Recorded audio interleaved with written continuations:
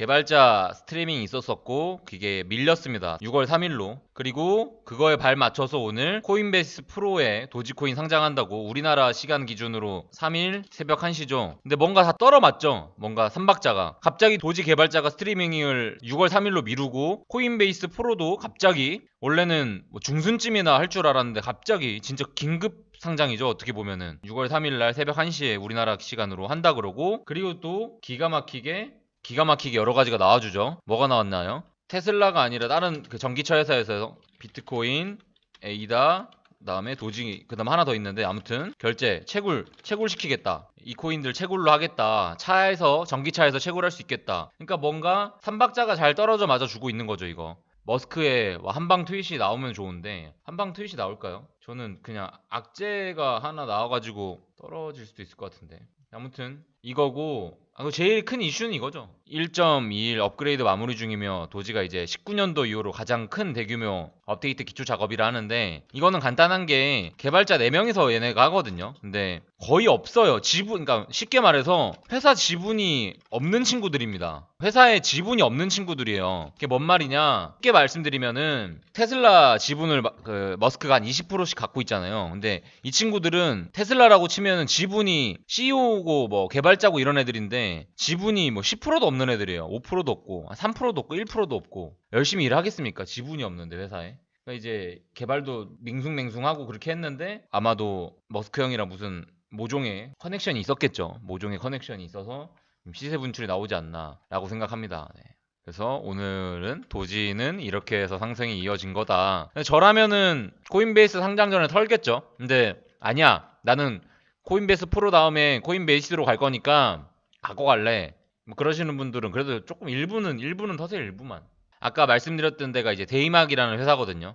특허 출원 중인 암호화폐 인프라를 자동차 사용자 인터페이스에 통합하면은 자동차가 주행하지 않는 동안 자체적으로 비트코인이나 도지코인을 채굴할 수 있다. 또한 고속도로, 통행료, 주차비 등 암호화폐로 즉시 결제할 수 있는데 모든 과정이 자체 소프트웨어 플랫폼을 통해 이루어진다고 회사 측은 설명했다. 자, 여러분들 테슬라가 가만히 있을까요?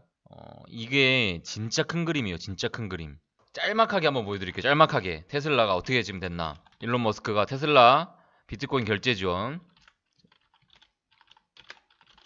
일론이 테슬라 결제 지원하겠다.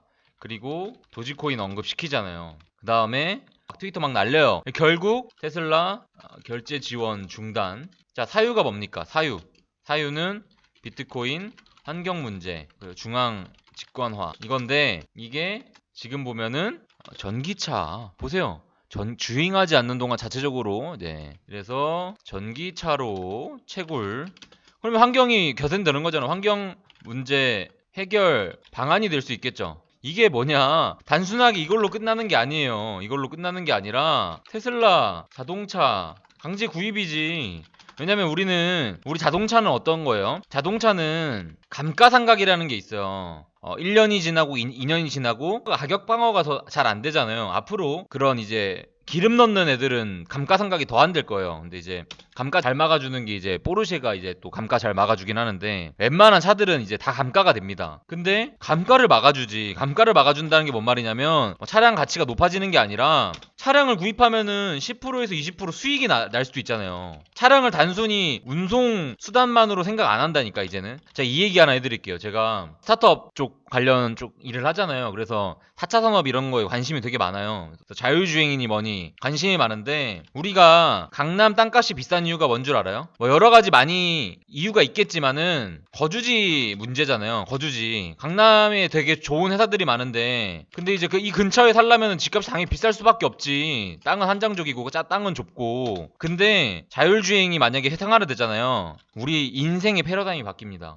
자율주행이 안 되지 않아요. 이미 레벨 테스트 다 끝내가지고 자율주행이 가능해졌습니다. 자율주행이 생활화되면은 우리가 고속도로에서 100km 이상 달려도 돼요. 우리가 100km 이상 시속 제한을 걸어놓는 건 인간 따위가 하는 거. 인간 사고를 많이 치잖아요. 운전 미숙한 사람도 있고, 음주운전, 그리고 졸음운전 이렇게 있는데, 이거를 자율주행이 다 극복해주고 그 시속 제한이 풀려요. 시속 제한이 풀린다. 뭔 말이냐면 500km로 달려도 상관없어. 500km로 달리건 400km로 달리건 뭐 상관이 없단 말이야. 상관이. 그럼 뭐냐, 경기도권에서 강남 가는데 5분 컷이에요. 5분 컷. 그러면 주거에 의미가 있나요? 주가의 의미가 없어지겠죠. 이거는 근데 단 예시가 이겁니다. 인간이 운전 안 할 때, 자율주행으로 다 통합될 때, 그러면 강남 땅값이 그리 비쌀 이유는 없어요. 왜냐면 강남 내가 미팅 가는데 5분이면 가는데 어디든. 우리가 차를 이제는 마냥 운송수단이라 생각 안 해요. 여기를 그냥 주거수단으로까지 갈 수도 있고 이 안에서 뭐 밥을 먹을 수도 있고, 왜냐면 우리는 차 안에서 이제는 아무것도 안 할 거거든. 잠을 잘 수도 있는 거고 차 안에서 공부를 할 수도 있는 거고 뭐 여러 가지를 할 수 있겠죠, 차 안에서. 근데 이제 차가 되게 엄청나게 좀 되게 다양하게 활용될 수 있어요. 근데 지금 여기서 머스크가 차량을 강제 구입시킵니다. 왜? 자동차는 지나면은 감가상각이 되는데, 그리고 그 가치가 떨어지는데, 심지어 저도 테슬라 한번 알아봤는데 한 6개월인가 1년 기다려야 된다고 그러더라고요. 테슬라 차가 그렇게 그만큼 구입하기가 힘들어요. 무튼 감가도 막아주고 심지어 10%에서 20% 수익이 날 수 있대요. 어떻게? 도지를 채굴해준대요. 그러면 타고 나거나 차량을 업그레이드 시키고 소프트웨어를 업그레이드 시킬 때 도지로 하면 돼요. 그러면 튜닝하거나 이럴 때 이런 내가 채굴한 이 10% 20% 수익으로 도지를 캘 거 아니에요. 그리고 이걸로 바꿔먹을 거 아니에요. 그러면 누가 그냥 전기차 삽니까? 여러분들, 이거는 그냥 거의 반강제인 거야. 우리한테 강제적으로 야 너 사 이렇게 할 수는 없지만 이거는 진짜 반강제지. 자, 여러분들, A라는 전기차가 있어요. 자, 그리고 B라는 전기차가 있어요. 근데 A라는 전기차는 감가도 되고 그냥 운송수단인 거야. 근데 B라는 전기차는 감가도 방어해주고 포르쉐처럼 브랜드 네임도 있고 감가도 방어해주고 심지어 차량가의 10%에서 20% 매년 수익도 준대. 못할 거예요, 여러분들. 가령 자동차뿐만이 아닙니다. 앞으로 우리 사회는, 우리가 옛날에 파레토의 법칙 아시죠? 20%에서 80% 법칙 아시나요? 혹시 파레토의 법칙이라는 건데, 자, 쉽게 말씀드릴게요. 세계의 부는 20%의 인구가 80%의 부를 가지고 있고 나머지 80%의 인구가 20%의 부를 가지고 있어요. 자, 그리고 직원 100명이 일을 시키면 20%의 직원이 80%의 매출을 내오고 80%의 직원이 20%의 매출을 가져옵니다. 이거는 어쩔 수 없어요. 통계라서. 이건 숫자로 말해주는 거라 되게 신기합니다. 그러면은 CEO는 어떤 직원을 뽑아야 되나요? 이 20%의 직원에 대한 인사이트와 관록이 있어야 돼요.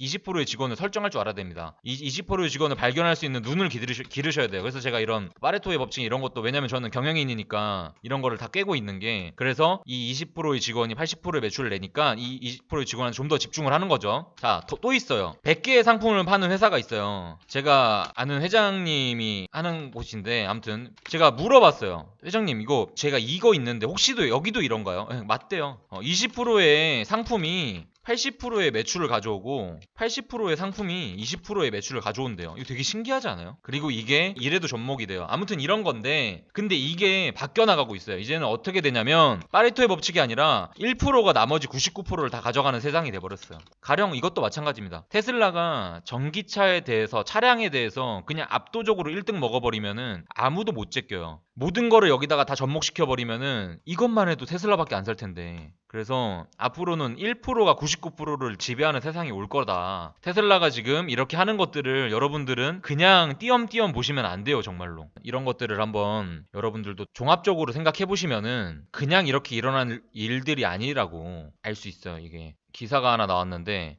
글로벌 기업 중 비트코인 보유 2위인 테슬라가 비트코인 시장과 연관성을 앞으로 높여갈 것이라는 분석이 나왔대요. 비트코인 채굴이 친환경적이지 못하다며 지난달 비트코인 차량 구매 중단을 선언하기도 했지만 향후 오히려 채굴 시장에 진출할 것이라는 전망도 나온다. 지금 비슷하게 얘기하잖아요. 여기도 얘기하잖아요. 친환경적이지 못하다고. 그러니까 이게 너무 역설적인 게, 여러분들한테도 역설로 들으시면 됩니다. 역설로. 뭐냐면 전 항상 이런 기사들을 역설로 바라봐야 된다고 생각하거든요. 또 그게 무슨 말이냐, 그럼 저게 호재냐? 호재는 아니죠. 호재로 작용할 수도 있죠. 그걸 역설로 보시면 되는 게, 비트코인 중단, 비트코인 다시 시작, 이렇게 될 수도 있는 거예요. 우리가 그 해법을 냈다 이러면서 나오겠죠. 테슬라도 전기차로 뭐 할 수 있다 이런 얘기가 나왔겠죠. 비트코인을 테슬라 구입할 수 있다고 발표했는데 돌연 중단을 시켰죠. 환경적인 문제로. 왜냐면 이게 블랙록이 테슬라 주주잖아요. 3대 주주인데 블랙록이 환경에 대해서 되게 조금 그런 게 있어요. 그래서 얘네들도 테슬라가 친환경적인 이미지 브랜드에 타격을 입을 수 있는 점을 주된 부분으로 이끌어 가는 건데, 아무튼 자기가 이제 이거 보란듯이 해결책 갖고 오겠지. 보란듯이 내가 해결책 풀었어요. 여러분들, 해결책은 뭔 줄 아세요? 여러분들, 해결책은 바로 테슬라 차량을 사셔야 됩니다. 자, 역설에 대인 거 정리해 놓은 거 있네. 비트코인 태그리 상경 문제, 테슬라 결제 중단이면은 이 말의 역선, 언제든지 개선된다면 다시 결제 허용, 테슬라가 이걸 풀어낸다면 전기차로 비트코인 채굴시키고 테슬라 차 팔아먹고 다 엮여있고 다 계획된 것, 태격을 이기려 하지 말고 이용하자. 지금 김프가 거의 최근 역대급이죠. 김프. 근데 저는 김프가 빠지고 있는 게, 김프 아까 4%까지 빠졌잖아요. 저는 이거는 장한테 별로 안 좋아요. 원래 김프는 껴야 맛이거든요. 껴야 불장이고, 김프가 빠진 게 막 마냥 좋아 보이진 않는다. 근데 바이낸스로 이때까지 사고 싶었던 코인이 있으면 바이낸스로 옮겨보셔도 좋을 것 같아요. 뭐 가령 BNB 코인이라든지 지캐시라든지 뭐 젠이라든지 조금 사고 싶은 코인 있으면 사봐도 좋을 것 같습니다.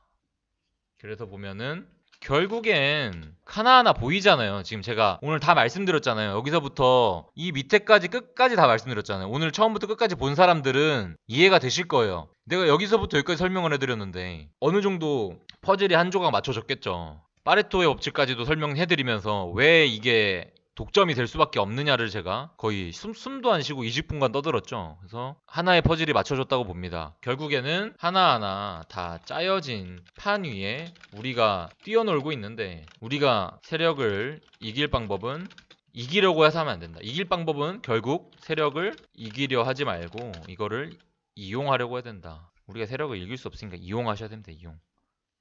지금은 어떻게 해석하시면 되냐면, 지금 A, B, C, D, E, F, 지금 이 정도 단계예요. 사실은 F를 이해하려면 E를 알아야 되고, E를 이해하려면 D를 알아야 되고, D를 이해하려면 C를 알아야 되고, 결국엔 A를 알아야 되는데, 지금 띄엄띄엄 B 듣고 D 듣고 F 들어버리면은 중간중간 비어버리잖아요. 그래서 지금 퍼즐을 못 맞추시는 분들이 있어. 퍼즐은 다 끼워 맞출 때 그게 퍼즐이 완성인 건데, 이게 정주행 안 하시는 분들은 뭐야? 이거 어떻게 되는 거야 갑자기? 그래서 뭐가 빠져있는 거지 하나씩. 그래서 어쩔 수 없습니다. 네. 제가 어떻게 보면 요약본도 좀 올려드리잖아요. 그런 분들을 위해서 편집을 요약 편집으로 해가지고 올려니까 이게 짧은 것들이라도 조금 읽으시면 좋을 것 같아요. 짧은 것들이라도 조금 보시는 거. 가장 좋은 투자는 뭔가요? 리스크가 적고 리턴이 많이 되는. 우리가 투자의 100%라는 건 없잖아요. 리스크가 적고 리스크 대비 리턴이 많이 되는 걸 찾아야 되잖아. 예를 들어서 내가 20만 원을 투자했을 때 100만 원을 벌 수 있어. 그리고 10만 원을 잃을 수 있어. 확률은 5대 5야. 그럼 뭐 어떻게 해야 돼요? 해야 돼 말아야 돼요? 무조건 해야지. 무조건 해야 되는 거죠. 10만 원을 잃는 거 대비 버는 수익이 많잖아. 자, 예를 들어서 이겁니다. 우리는 항상 숫자로 계산하세요. 숫자로. 자, 예를 들어서 A 제안은 100%의 확률로 300만 원을 받는 A, 그리고 80%의 확률로 400만 원을 받는 B. 뭐 선택하실래요? 여러분들. 100%의 확률로 300만 원을 받는 A, 80%의 확률로 400만 원을 받는 B. 뭐 선택하실래요? 의견들이 분분한데 여기서 다시 얘기할게요. 이거를 100번 할 수 있어요. 그럼 뭘로 할래요? 100번 해가지고 3억을 벌 수도 있겠죠. 3억을. 결론은 B예요, B. 확률로 돌려보면은 3억 대 3억 2천입니다. 확률이잖아요. 확률 게임. 무조건 B죠. B가 80% 확률이잖아요. 그러면은 B로 갔을 때는 A는 최대로 많이 먹어도 300인데 B로 가면은 320만 원이란 말이에요. 확률로 계산해 보시라니까. 확률의 계산.